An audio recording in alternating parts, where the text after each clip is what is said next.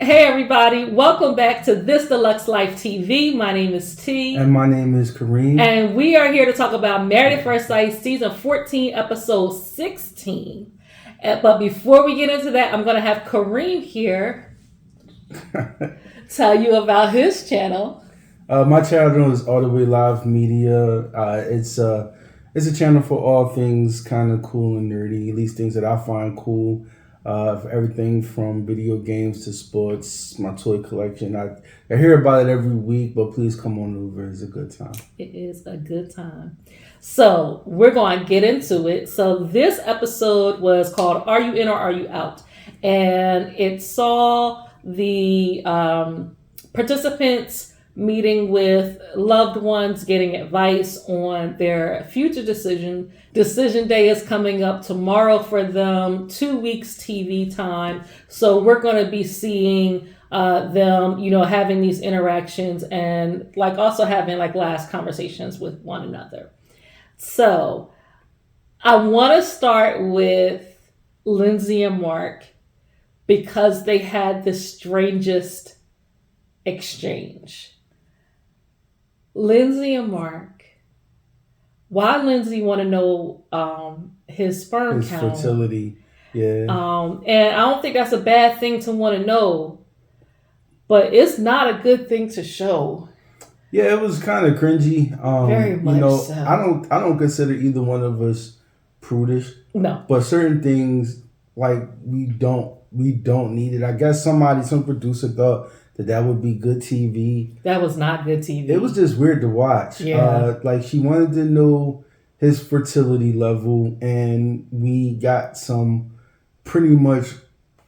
We got a few seconds of audio details of his preparations, the sample delivery, and yeah, we didn't need to hear all that. And not only that. You even see Lindsay once again taking yet another dig at him. Yeah. Oh, he must be dehydrated and, he needs to eat more food.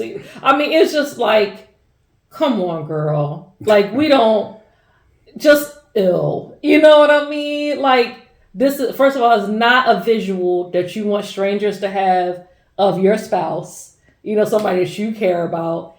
But I feel like she doesn't care enough about protecting anything about his privacy. She don't care about what information is out about anyone else but herself. Right. She doesn't care what's said about anybody else but herself. Lindsay essentially feels like everything for everybody is wide open, but not her. Mm-hmm. Don't say anything about Lindsay. Don't say anything to Lindsay because she can't take but so much. No. She can't take but so much, and even if she's not drunk, she can essentially just fly off the handle. When she's drunk, that's when she rages. Yeah. But when she's not drunk, she can pretty much still lose her cool. Yeah. So yeah, but so that was that whole segment was just super uncool. But so you all know that we don't go point by point through the episode. There are very many channels that do that already, and most of you have already watched the episode as well. So we just kind of focus on the things that we think are the most important parts. What we thought, one of the things that I thought was interesting about this episode is Mark visiting with one of his best friends. And I'm clearly, sir, you don't have any idea what's been going on the last 8 weeks, because the friend was trying to encourage him to say yes on decision day. And I definitely think that answer should be no. But a lot of that conversation was Mark essentially telling his friend how she stepped up when he needed her. I don't think he was really going into detail about some of the messed up things that she did. And that's what I'm saying. I don't think he has a full understanding of what the last 8 weeks have been like. Mm-hmm. And so he's saying, Mark is definitely better with a partner. And, one thing he did say, and I do understand what he's saying, the friend, and I can't think of his name, but he said, you can't judge the whole 8 weeks you have to judge the most recent thing because that's where the progress is. And I understand what he's saying. Mm-hmm. However, the last 8 weeks have been up and down, up and down, up and down. Like you could have said that literally about any up period, but little do you know, there is this huge down that's coming. And the downs have been so terrible. And if they stay married, that's essentially how it's going to be. Right. You know, it's going to be ups and downs. Right. And Mark not knowing how to handle Lindsay, and Lindsay pretty much doing whatever she can to take jabs and, you know, hurt and verbally hurt Mark and believe that she's completely innocent. She's a person who throws stones and hides their hands. Very much so. Like even when like they were all cuddled up in bed, supposed to be a tender moment. They've got like their little couples cam type of situation going. And, you know, they're talking about, oh, this, you know, is our last, you know, day together, potentially tomorrow's decision day, da da da. And she's talking about how she loved the cat more than she, you know, loved him, or gonna miss the cat more than she gonna miss him. Yeah. You know, and like I literally had to, I the whole time she was talking, I was saying, oh no. I had to pause the TV to finish saying no because like, how rude can you be? Like this is one of your last interactions with your husband, and you don't know if it's going to be yes or no on decision day. And you choose this opportunity to say, here's one more thing that you don't do well enough for me. The cat is more affectionate. The cat is more this. The cat is more that. I mean, like, she had like this list of things. And I was just like, the cat pays attention to me. I was just like, wow, like, way to remind him of all the things that he's not doing if you actually want to be with him, which it seems like maybe you do because you want to know about, you know, sperm counts and, you know, those types of things. So I was just like, girl, like, yeah. I honestly feel like if we're doing predictions, these people don't belong together. And, you know, we've heard rumors that, you know, they say yes on decision day. I don't know if that's true or not because I haven't investigated. I just want to experience the season as it is.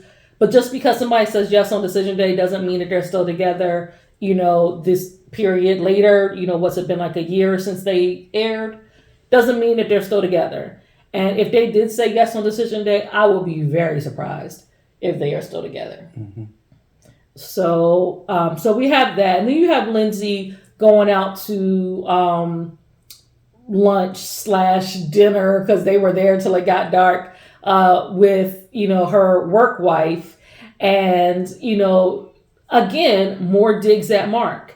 You know, oh, Mark will totally be wearing Velcro shoes by the time we have kids, you know, all that kind of stuff. And it's like, do you have literally anything positive to say about this man? You know, like, I know Mark at least tries to see the bright side when it comes to Lindsay, even though he doesn't like her ways. There are a lot of things that he doesn't care for, but he at least tries to, like, when he's talking to other people, present the good along with, you know, some of the downsides. Lindsay don't do that. No, Lindsay doesn't. She doesn't really take anybody's feelings into consideration but her own, and everything is wrong with everybody but her. Yeah. We also saw they had a dinner at his mother's house. And Mark, I think at his grandmother's house. It was his mom's house.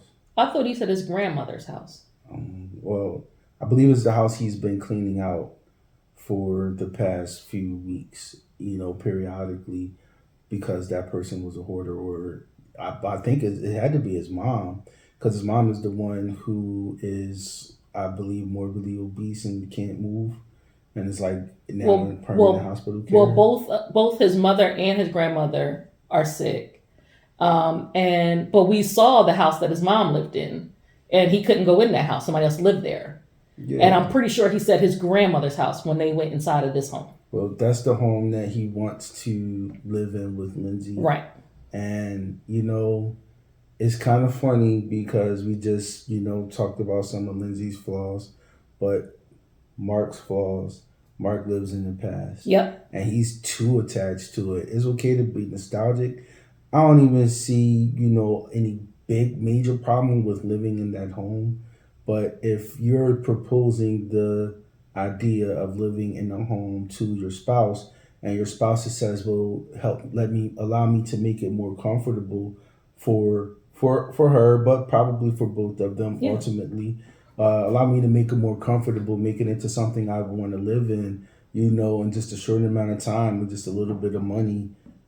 And Marcus, you could see you could see like the wheel scratch, the record scratch in Mark's face. And I don't think that was camera editing. I think that was his real time reaction. Was like, whoa, you want to change stuff, Linz? You want to?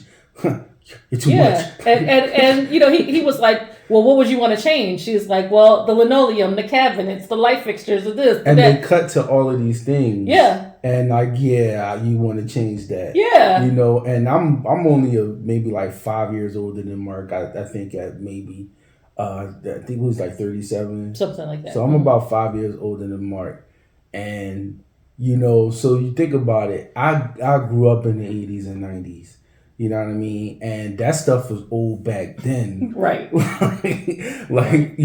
And I'm also a nostalgic person, but if my wife comes to me and says, well, this is outdated, I want to update it, be like, well, it's your home too. Right. If we, and especially if it's a case where we're moving in to something where we're moving out of your comfort zone and into mine. Mm-hmm. Let's make it more appealing for you too. Right. I don't see nothing wrong with that. Right.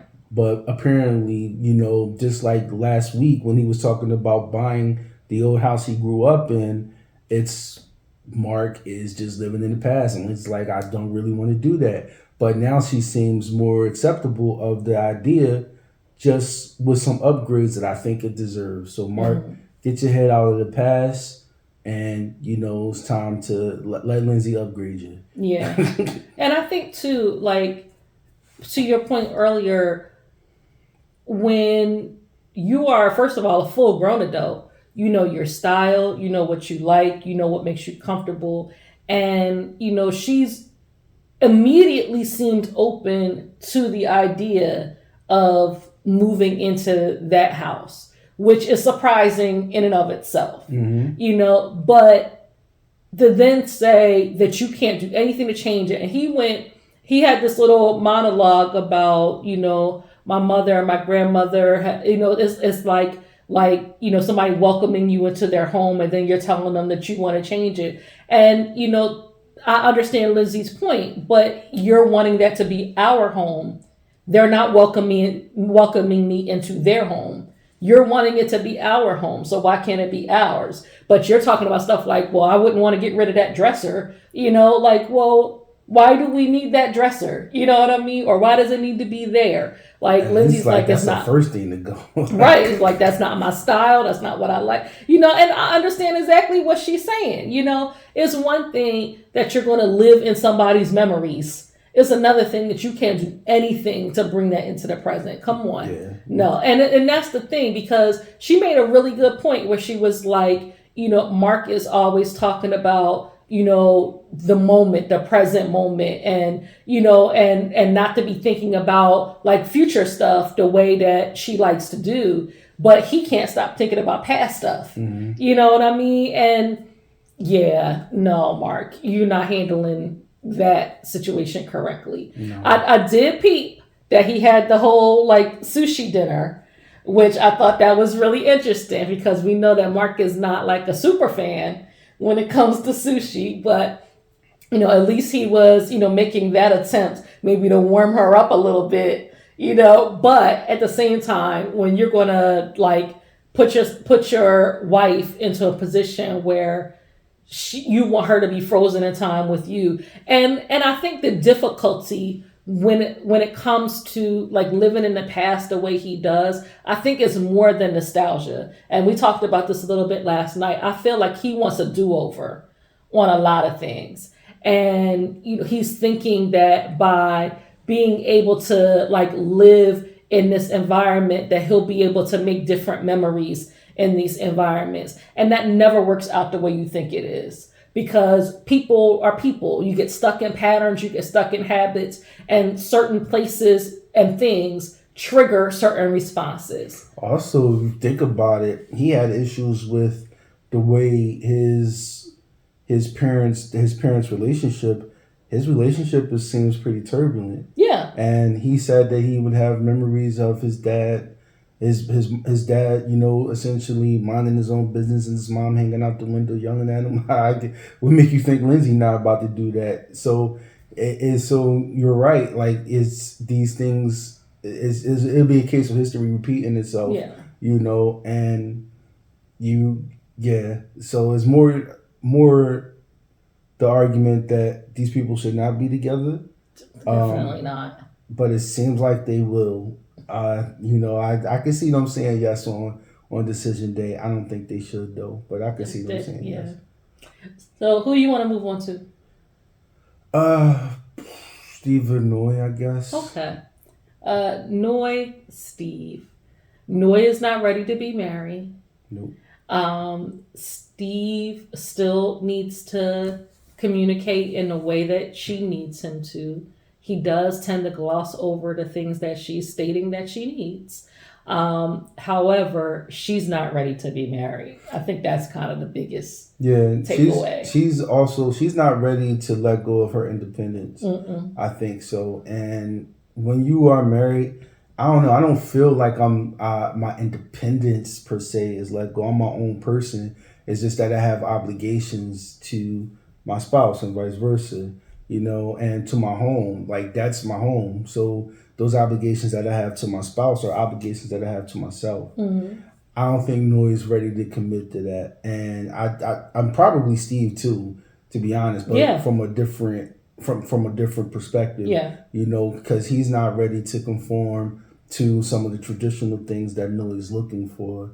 And primarily, they're still not 100% on the board when it comes to his situation with employment. Right. I do think it's partially satiated because he's probably revealed to her that he has some savings, but we saw in this last episode that there was some back and forth about like how the income is going to be. I mean, and she was basically saying, like, I don't know Steve with a job. I don't know that guy. Yeah. You know what I mean? You're asking me to trust that, but I don't know him. I barely know you. You know what I mean? And he's like, well, you've heard feedback from my family, friends, isn't that enough for you to trust me? No. And I can understand what she's saying. Like, no, it actually isn't. Because these people are even more strange.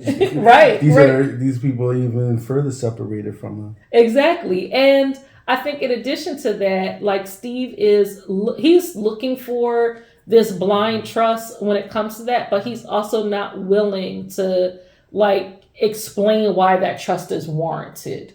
You know what I mean? Like, he's not laying all the cards on the table. He may have led some, but not all. Like, for example, he asked her, like, do you even know what a sales engineer is? I did that for 4 years, and that obviously says something about my ability to do well at my job and to keep a job or whatever. And she's like, no, I don't know what that is because we've never had the conversation. You've never explained to me what that is. Mm-hmm. And then he still didn't explain it. And you would think that as much as this comes up, any rational person would be more willing to just talk about their job prospects and their career history. Right. And it seems like it's a simple conversation, but he's not going to be forthcoming with information that she needs, even when she tells him that that's the information that he needs. Right. It's almost like, some people essentially lie by omission. He slides by omission. Will be like, he'll talk right past, what the question is. He'll hear the question, but if you don't want to answer, he'll pretend that question didn't exist. Right. You know what I mean? Or that it shouldn't be important. Or, basically, he definitely slides by omission. He does. So, so we have that going on. And so you have Noy, like, really fixated. It's interesting because they're both free-spirited, but in different ways. But you have Noy, because of her history really fixated on, work and hustling and wanting to know that he can do that right alongside her. And you have him really fixated in floating above it all. And so you even saw that in their conversations with their friends, where, Noi meeting with her friend and talking about, the same things that she always talks about, housework and job, and him meeting with his friend and saying, yeah, there's this job thing that, that we're working through, but I think I should buy her a ring. You know what I mean? He's just like, well, we're going to float right past that because all is well. And that's what she needs. What she needs is to know I love her. And it's like, no, what she needs is a full accounting of your finances, a full point by point detailed outlook of your plan, when you want to work, how you want to work, what kind of work you want to do. Do you want to start your own business? When you going to start it? What type of training do you need? That's what Noi needs. But they also need to work on some of the respect issues that Noi has. I think at a certain level she doesn't really respect him, because it's one thing that really kind of sticks in my craw, and they flash back to it when they were talking about the housekeeping stuff, was that whole, yeah, you need to kiss my butt. You know what I mean? Like, like anytime somebody would say stuff like that to you, it's because they really don't got no respect for you. And also we see her posture when, at least the second time that she put information out there, and she essentially just after already stating that she wouldn't do it anymore, now she's refusing to stop doing it, because obviously she places a greater value on being able to vent to the public than keeping personal issues between them internal. Because even if it's not about him, which it was, but even if it's not about him, people are going to think it's about him. Yeah, and that goes back to her really not being ready to be married. Yeah, that's the whole thing about her not willing to give up some of that freedom. I hate to say independence and freedom, because it's not like... but it's not that. It's Noi doesn't feel... irresponsibility or whatever. I don't even think it's irresponsible. I think it's autonomy. You know what I mean? Like, I want to be able to do what I want, when I want, without having to answer to anybody. What I'm thinking in my head is the only thing that makes sense. Is the only thing that needs to make sense because it makes sense to me. And, I don't think it's about freedom necessarily because she doesn't really feel stifled. I don't think it's about responsibility because clearly she takes care of herself. I think it's about autonomy. And I think that when you are married, there is a certain degree of autonomy that you do give up, because you do need to be considering another person with most of the moves that you make. Yep. And I don't think she's ready to give that consideration in the right ways. She's not. So it's another case where I can see them saying yes on decision day, but I can see Steve saying yes. I don't think Noi's... Steve done bought a ring. So y'all, last week when they showed the preview of this week, I paused it, screenshotted that James Allen ring. I went on James Allen and I was I was building the ring that he was building. That ring is almost $13,000. I was like, wow, that's a ring. Yeah. So it's 1.6 carats. It has stuff and it does stuff and it sparkles and glimmers and stuff. And it seems like that maybe that's the ring that he selected. And I'm wondering if he's going to give it to her on decision day, because he didn't offer it to her at dinner. I kind of thought it was coming at dinner, you know? I think it make more sense for if she says yes on decision day, he drops down to his knees. I thought he was going to try to lock in the yes before decision day. Nah. But I mean, because she already knows that he's got some savings or whatever. So I'm pretty sure it's going to be one of those types of deals where, she says yes and he drops down to one knee and says, Noi, will you marry me? And, or will you stay married to me, etc., whatever. So that's Noi and Steve. Let's move on to Michael and Jasmina. Does Jasmina know how to love? Is it? I feel like Jasmina knows how to love, or potentially knows how to love. I feel like she don't love him. She's not attracted to him. That's what it comes down to. All this that she's talking about him being more open and more vulnerable and more this and more that, and he needs to do and he needs to do and he needs to do. He's been doing that for weeks, and you've been acknowledging it for weeks. And every opportunity you get, you say, but I don't feel anything. And that's because you just don't like that man like that. They were doing, what were they doing in the beginning of their, like in the beginning of the episode? They went dancing. And, you know, Jasmine is giving her confessional. She's like, I like that Michael and I are dancing and we're laughing and having a good time. And we said it before, at the end of every sentence, when she talks about Michael, you can hear but I still not feeling it. Yeah. And yeah, she's still not feeling it. And, you know, you can't blame her if that's how she feels. What bothers me is where she acts like it's his fault, right?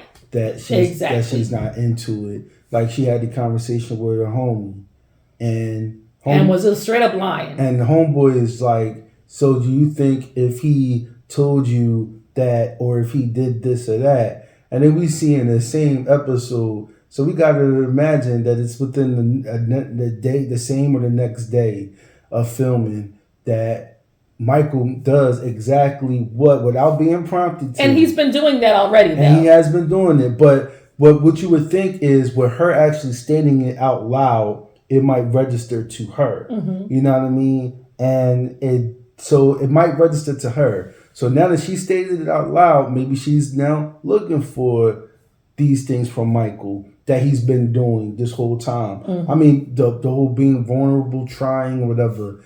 Letting her know that he, you know, wants their marriage to work. And he obviously does with the effort that he's putting in. Yeah. And, you know, so Michael just basically does exactly that. And, you know, Jasmine is still like, and this is the day before decision day, they're still saying, but I'm just not feeling it. I was like, and she said to him, you know, I don't know if this is more of a friend, you know, thing, or if this is meant to be a marriage. But Michael said to his sisters, I didn't come here for a friend. That's right. So, and, you know, and in his confessional, he said, you know, that's devastating. That's a blow. And it is. You know, I understand exactly what he's saying. I mean, we even just think about an episode or two before when they met with Dr. Pepper. And she's telling Dr. Pepper, but I don't feel anything. And Dr. Pepper's like, well, what have you tried? Nothing. And she was like, you know, not even a kiss? Nope. And Jasmina said, well, maybe I should just try to kiss him. Episodes have passed. She hasn't tried. You ain't kissed that man because you don't want to. You know, and like, here's the thing. You don't have to be attracted to Michael. Michael, in my opinion, is a good looking dude. He's very fit. You know, he has going for him what a lot of people like. However, you don't have to be attracted to him. But don't keep making him feel like he hasn't done enough to win you over, or to make himself vulnerable to you, or to, you know, or to welcome you in. He's done all of that. And I feel like every time that they have those conversations, it's about what Michael isn't doing. She never ever, she does an Olajuwon, she never ever puts forth what she could be doing, what she should be doing. It's very rare that people will recognize their own faults. And that's like... You think that's rare? Yeah, it's a basic human trait. People, when it comes down to two people don't admit that they did something wrong. It's rare. But I'm not talking about necessarily do something wrong. I'm saying what you're willing to offer or what you could be offering. Well, I mean, it's like I made the analogy last week. I think it got edited out. There is some of what Alyssa did and what Jasmine is doing. She's just not being mean about it. That's all. There's some of what Alyssa did. I mean, it is. She wasn't. She don't want him, but she's at least, you know, doing the friendship thing with him, and that's basically it. They're friends that sleep in the same bed. Yeah. You know. But I mean, I wish she would just like stop that, you know, bull basically of Michael needs to do this and Michael needs to do that. And if Michael just did this, there would be a chance, you know, because if it's not there, it's not there. And you can say, I don't I don't want it to be there, because clearly she doesn't. Like, just tell the truth. Tell the man that, y'all want to be friends. Let's get to the end. Like I said last night, I really hope they don't give her the satisfaction of being the one that ends it. I want them to go to Michael first and let Michael, be like, yeah, I tried, it's not working. Yeah. I wanted to break it off or whatever. I think he got really good advice from his sisters, when they were encouraging him to to be thinking about what do you want and what do you need, you need to start doing that. Yeah. Because I think he has given all that he can give. And clearly he's into this woman. Very clear. And Jasmina has a lot of good things about her. She's definitely not a bad person like Alyssa was. She's not crazy like Lindsay is. And I'm not saying she's this perfect person, because obviously she has some flaws about her too. But she has a lot going for her. She is a good looking woman. But if he has put forth all this effort and it's not working out, the juice not worth the squeeze. Right. You know what I mean? So it's time for him to just cut his losses. I mean, he tried, and in a way, she didn't really try to make it work, but at least she was over the last 3 to 4 weeks. It's been cool on her end, because she was nasty a couple of times. She got real nasty with him a couple of times, and whatever. But now it's just, I really hope Michael is the one that says, yeah, I don't want to stay together. Yeah. I would be dumbfounded if Jasmina does, but I want Michael to just, And you guys know that I keep saying, if anybody has an actual chance of making a relationship work, it's the two of them, because they have developed a friendship. And I think that that's really good. And so I kept saying there's a sliver of hope. There's a sliver of hope. There's a sliver of hope. I don't think that there is anymore. I just don't think that they're going to work out, no matter how much Michael may want it. And I don't think Jasmina wants it at all. And I think that they should really just kind of cut their losses and keep it moving at this point. I've gained a friend, and and let that be that, because as romantic partners, I don't think that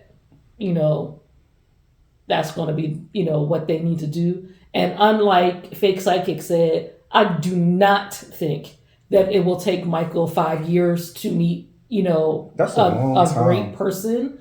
Especially with the advent of social media, and people have seen him on national TV. They know what he looked like. They know what he, the types of things that he thinks. They know the effort that he's willing to put into a relationship with a practical, total stranger.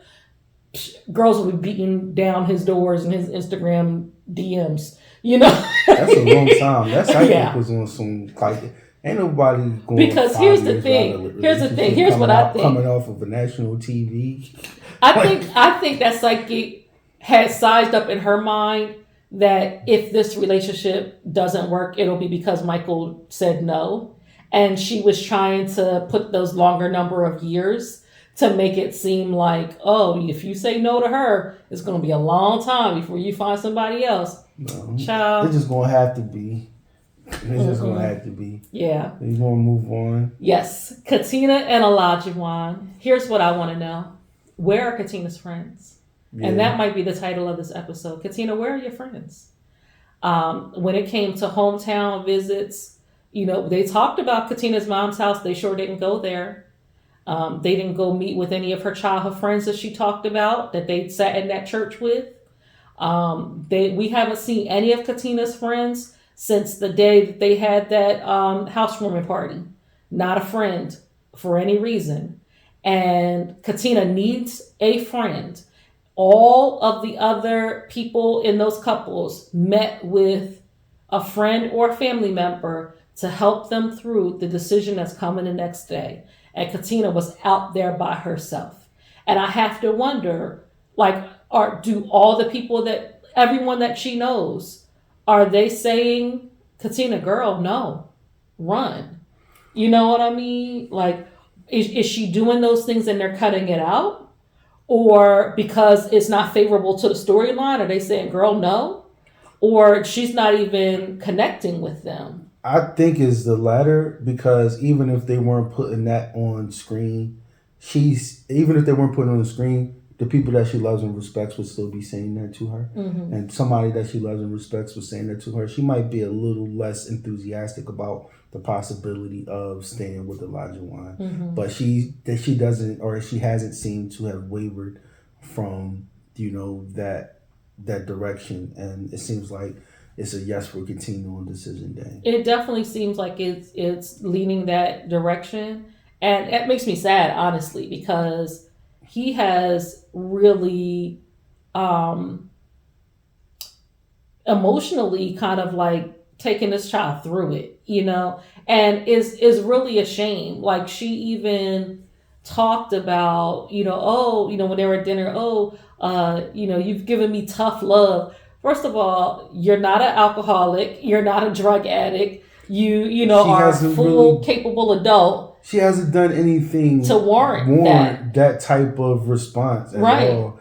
Like, I think the somewhat the worst thing that she did was not want to clean up immediately after they had a party. Like, but that doesn't mean she never wants to clean up. Right. And I think the thing to remember about that too, it was nighttime, according to Elijah Wan. Even it was late at night. Katina works during the day. He works at night.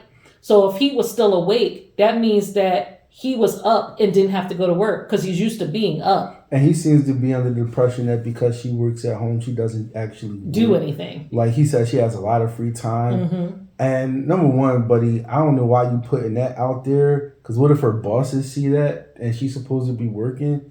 You know what I mean? And so, yeah, he's putting that out there, and the producers as sure is, going to broadcast it because it's more content, it's filler. But yeah, he focuses on that. And who even knows what he considers a lot of free time? If he sleep during the day, right, because he works overnight, right, then how do you really know? Exactly. So you see her when she's on lunch break or when she's taking a 15 or whatever. You know what I mean? And the thing about it is, when you work from home, you do have a bit more move about kind of freedom because you're not tethered to a desk. Like, you know what I'm saying? But yeah, that don't mean you can't. That don't mean you're not working or you don't have any work to do. Right. But or that you should be like up cleaning the house or whatever, no. No, you never had that kind of time. Right. So, that's really distressing that he still thinks that way. And, but we saw all throughout this episode, Elijah Wan talking about what he's not willing to do. I'm not willing to teach nobody. I'm not willing to take care of the responsibility of somebody.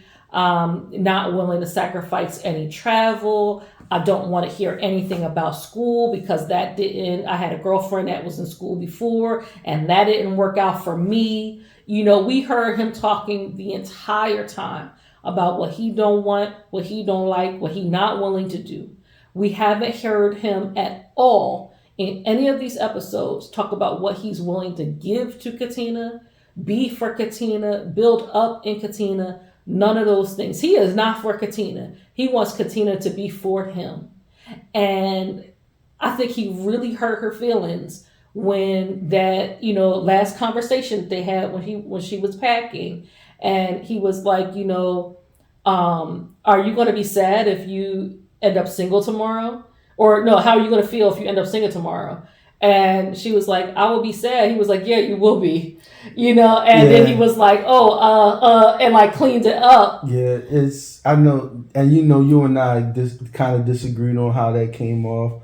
I don't like to play devil's advocate. I think. But you heard the next sentence after that. Yeah, he didn't really fix it. Because we paused right then because first of all, we both bust out laughing, when he said it, like, wow, he really just said that. And then we had a little discussion about it. But the next sentence after that, he didn't try to clean it up none. No. So it was like, see, you know what I'm saying? No. Because she was like, yeah, I'll be sad, I'll be disappointed. And, how you feel. You'll be disappointed. I mean, I would be disappointed in whatever. What was it like that? And he was even like, well, I'll be kind of sad. He's like, but I don't really know the level to which I will be sad. And he's like, because I never been in a situation before. I don't know. I haven't really figured that out. And I'm like, so first of all, how you asking questions that you don't even know the answer to for yourself? You expect her to have the answer. And and the thing about it is that's more of him not wanting to give her any solid ground to stand on. Not at all. He probably recognized that at some point, and maybe even just asking the questions like, yeah, what solid ground are you going to stand on? Because remember, the last thing they basically said or talked about was, he told her, be selfish on decision day because I'm going to be selfish. Right.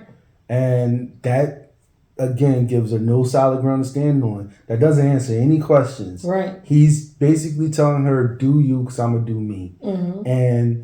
And like, where's the we in any of these conversations? Where is the us in any of these conversations? Like, I feel like he's been selfish throughout. So there was no reason for him to even say, because I'm going to be selfish. Like, we know that. Like, I don't recall him setting up any special dates or dinners or anything like that. Was there anything like that? I mean, they went out to dinner that, the day before or whatever. I guess he set that up, But like, there were events or certain things that like they were supposed to do. I think there was a couple of like the excursions, like when they went on a gondola or whatever. No, that was all Katina. That's what I'm saying. Like, but he was supposed to do it because the guys that whole episode were doing things, and he was supposed to do it. But Katina was like, "No, I'm going to do it because Katina is about serving him, and that's what he wants." Katina wants him to be happy. Katina wants to get a yes on decision day. She has said that she wants a yes from him on decision day. And so she's willing to sacrifice and do whatever she has to sacrifice and do to make sure that happens. And I think that her feelings were really hurt when she found out that she might not have secured it the way that she thought she secured it. In addition to that, even like them when they were sitting at dinner, like the night before or whatever, and shout out to Elijah for drinking out the carafe. I was like, sir, you were supposed to pour that into your wine glass. Well, okay. But he's like basically like interviewing her during, this dinner. So why do you want to be a wife? What makes you think that you're ready right now? And like, she would start to answer, oh, okay, I see, and cut her off and just like throw another question at her. Meanwhile, he's sitting there eating. She ain't even got a chance to pick up her fork yet because she's answering your questions. You know what I mean? And like, you're just like rattling them off. And it's like, why are you doing this? And I feel like you said, the whole point is to not give her any solid ground to stand on. And I think he's even like chalked up in his own mind that what he's actually thinking is true and correct, even for silly things like, I want to travel a whole lot. Olajuwon, you and Katina work for the same employer. Y'all got the same amount of vacation time. You know what I mean? And you like, oh, but if she in school, like, she got the same 2, 3, 4 weeks that you got. Take them in the summertime when school ain't happening. You know what I'm saying? Like, travel a whole lot then. If you cared about what she is doing, what she wants. But he doesn't care about what she's doing because I don't even want to hear about school. Don't even talk to me about school. He's like, I did that already. You got a scholarship to go do that. Some people, good for you. Yeah, some people didn't do it. She might be going back for something. You know what I'm saying? She's trying to better her life and her career. I don't see nothing wrong with that. I don't see anything wrong with that. Katina is doing her, and that's exactly what she should be doing. Mm-hmm. What she needs to be doing is her without him, though. Yeah. And it sounds like they're probably going to say yes on decision day, based on what we've seen during like after party. We've talked about this already.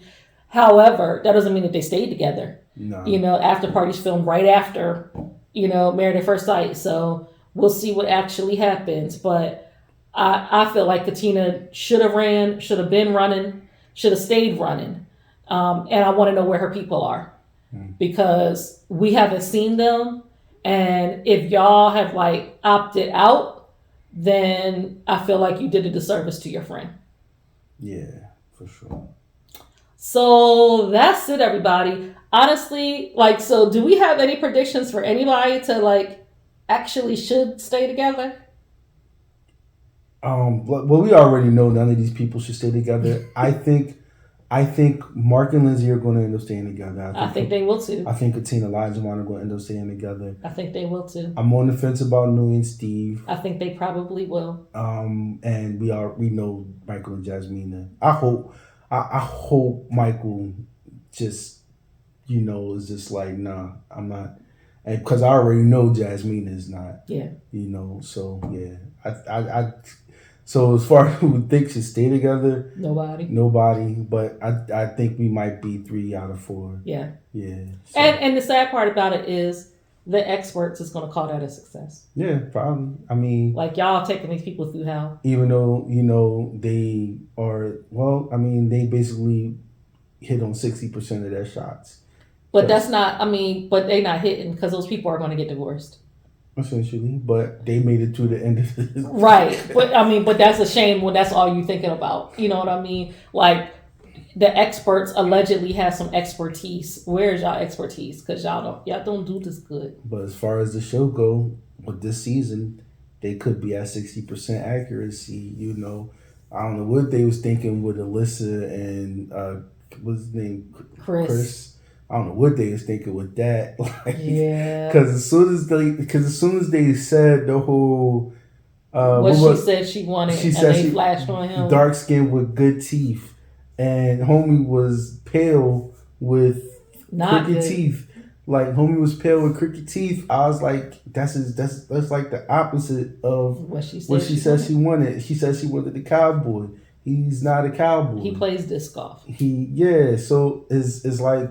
They set that whole thing up for disaster. I think that was the one where they said, well, we need some fireworks to start the season off. So they just didn't know Alyssa was going to kick it up a notch.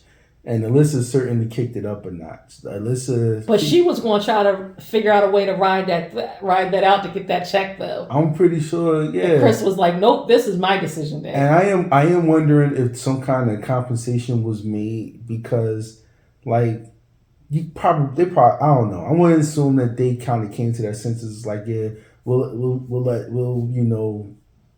pay you or whatever if you want to. So that's why contracts exist. Anyway, thanks for tuning in with us. Jump into the comments. Let us know what you think about our predictions, about the episode, about the couples. Anything you want to talk about, let us know. We'd be happy to talk back to you. Looking forward to seeing you on Decision Day in 2 weeks. Peace.